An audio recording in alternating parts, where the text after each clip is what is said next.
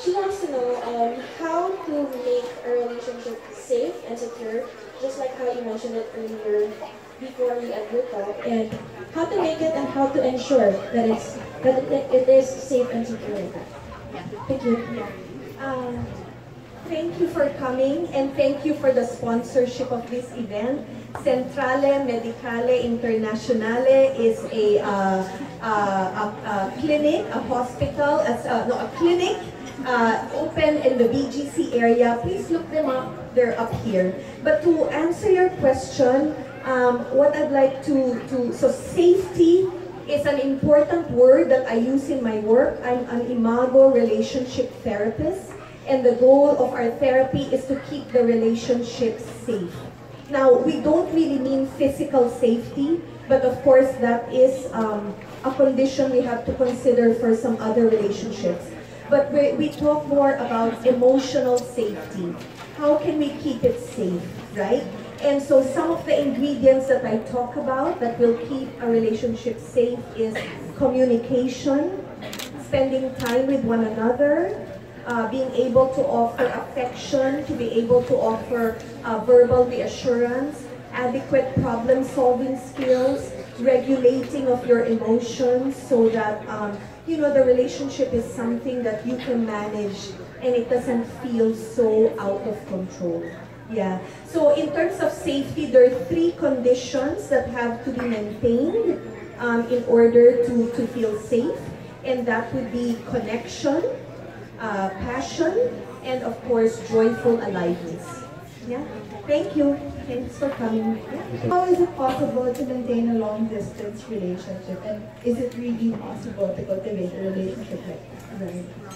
Thank you for asking that question because it's very relevant for us Filipinos who have a lot of OFWs working abroad and also young executives, young professionals. So, you know, I've been away from the Philippines for 22 years. And what we're realizing now with people who are being hired in the region and globally is that companies don't really have the budget to transport the whole family, right? So 22 years ago, they're able to bring the whole family to different countries to work. But now they're only wanting to hire singles. Okay, so that means single executives who are assigned abroad now will have to leave a relationship here in the Philippines and maintain that in a long-distance way. And unfortunately, even if you're just dating, infidelity and unfaithfulness is really a very strong problem, right? So yung mga kababayan natin sa Singapore, when we do meet them, that is usually their problem. How to keep the love and the relationship going even if they are not together, okay? So my suggestion is this, right? So you want to keep the relationship even in a long-distance way. Now there are certain ingredients that you have to maintain. Emotional closeness, fun time together, communication, care, calendar, and all those other things. So of course you're doing that via screen time, via FaceTime, and all those technological advancements and platforms that are available for us. So use what you can, and one of the more important things for long-distance relationships would be commitment. As long as you are committed to keep the relationship safe, it can happen, even if it could be a bit challenging. Yeah? So all the best to all those in LDRs, right? Quite difficult, but it can work if you want to. Thank you. I just want to ask, doon po sa tinagal-tagal niyo pong being a psychologist, ano po yung pinakamatinding cases that you handled? And then, of course, you solve it because of your advices to the couples. Yes. Thank you for coming, for covering the event. So in terms siguro of relationships, no, because so as a psychologist I handle a lot of different cases from children to adults, but because we're talking about relationships, of course, maybe the #1 challenge that I'm facing right now in my work is really infidelity, affairs. They don't just happen, and because couples don't realize that, they are confused and they don't even realize how they actually find themselves in the predicament of, you know, exiting their marriage, even if they didn't want to. So I think for me, it's not the most difficult case, but it is the most common case that is coming up for me right now.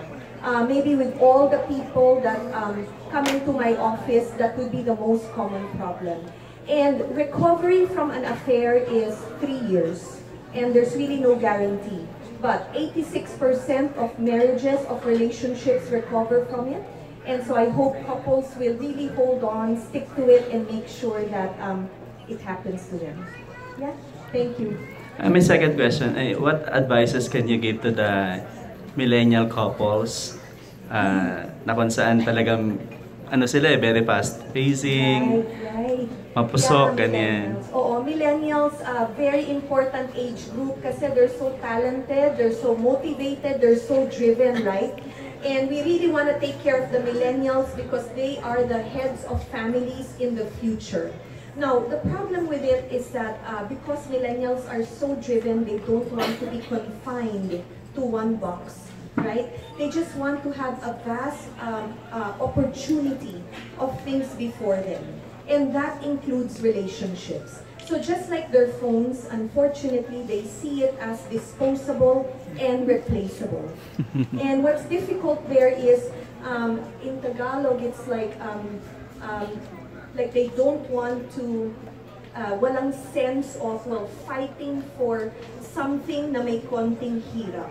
You know, so konting hirap lang, that's what I mean. Konting hirap lang, they want to give up the long-term perspective of fighting for a marriage, fighting for a relationship, making it work, and actually allowing yourself to change and be right for your partner. Parang that's fading a little bit for our young generation. So I hope we can inspire them by being a good model. Yeah. Thank you. Thank you. We spoke about another kind of affair, which is the social media affair. Yes. Because this is very common.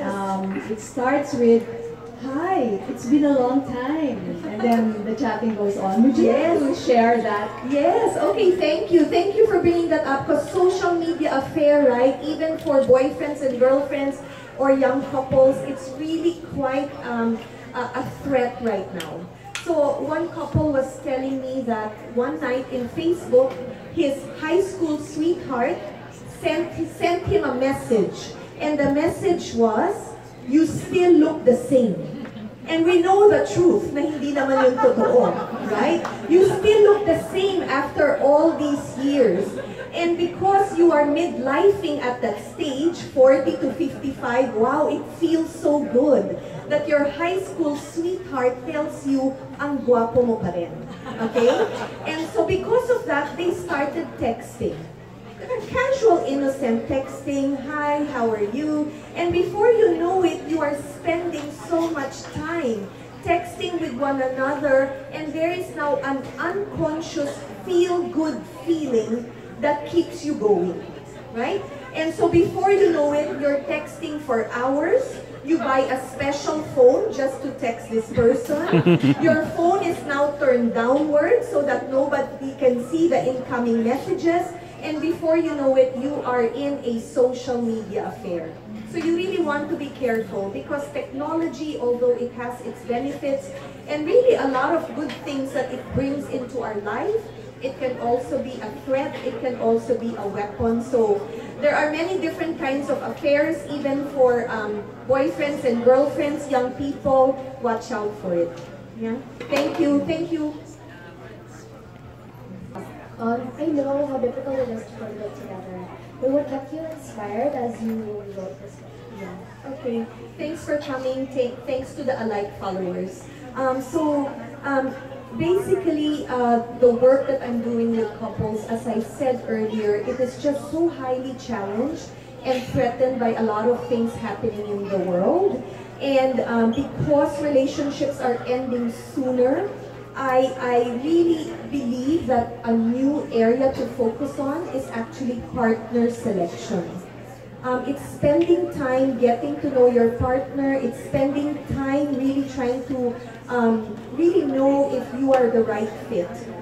And so what inspires me is to hopefully protect relationships, help people find the one, okay? And as the cover of my book says, in this world wherein people are saying, I give up, let's break up, I hope that we can, through the book, stretch that out a little bit so that relationships can truly happen for more people. Yeah. Thank you. Thanks for coming. Thank you so much. And Sometimes even before the day even begins, because of social media, people start stalking each other in advance, creating preconceived notions of one another. What is your view of this new terrain in dating? Thanks for coming and for covering the event. One of the things that that we'll do, because the date starts before the actual meeting, the worry there is a false illusion of compatibility. Okay? Because they are basing it on a profile that has been curated or that has formed to appeal to people, even if it's not real or authentic, it gives the couple a false image of compatibility. And so when they actually meet face to face, they are trying to allow themselves to fit in that box, even if they see red flags that might not seem as perfect.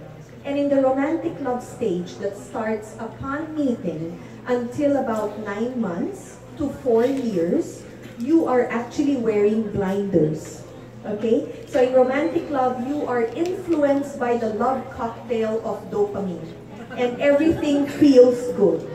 And when that wears off, unfortunately, you remove the blinders and what you might see is imperfection.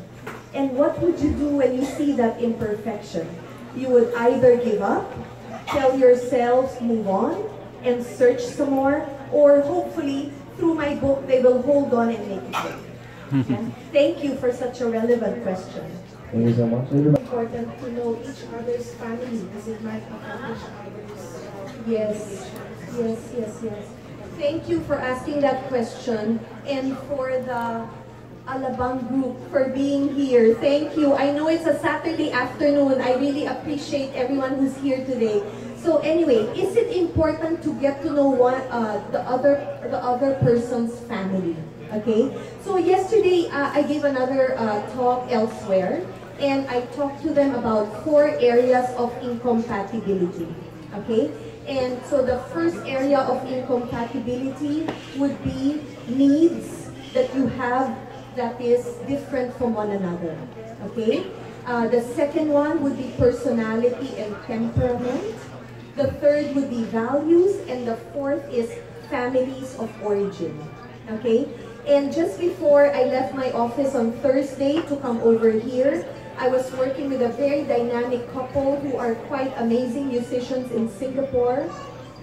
And they are ending their relationship of 4 years. They were engaged to be married because the mother of the girl said, if he cannot give you a house before marriage, then you are not going to be married.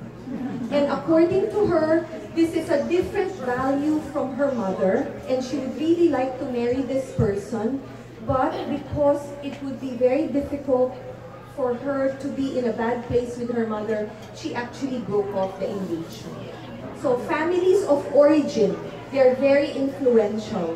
And so we want to understand the background, and in the back of our minds, we have to ask ourselves, how will the difference create a problem later on?